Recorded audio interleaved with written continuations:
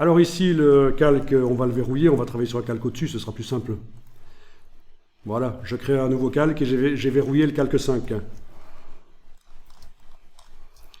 Alors la plume, vous savez utiliser la plume de Illustrator? Voilà. Je vous montre comment je vais dessiner ça.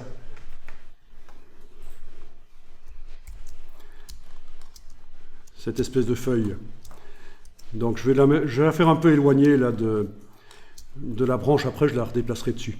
Bon, c'est tout bête, hein. Je vais cliquer, glisser, touche contrôle du PC, commande du Mac, et aller dessiner cette espèce de feuille.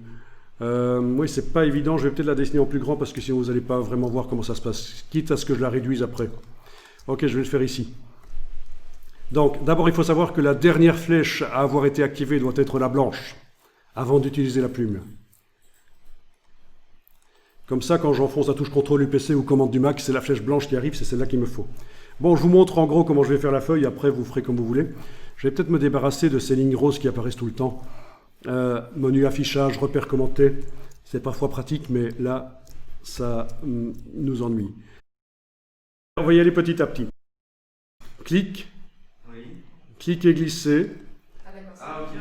Avec la touche contrôle du PC ou commande du Mac, je peux bouger le point. Ou la première poignée, là, je peux la bouger. Voilà, c'est ces deux choses-là qu'il faut bouger. Ensuite, sans enfoncer aucune touche, je vais plus loin. Clic et glisser. Et là, touche contrôle à nouveau. Voilà, et je peux bouger le point et la poignée qui est là. Voilà. Donc voilà ce que vous devez obtenir. Une espèce de courbe comme ça.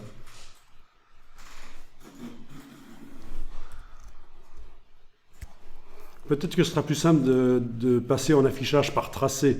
Affichage tracé. Comme ça, vous n'allez pas avoir le fond noir qui vous perturbe. C'est une tige de feuille.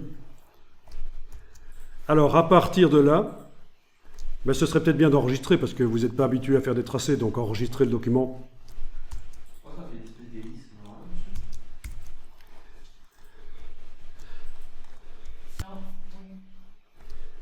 Alors,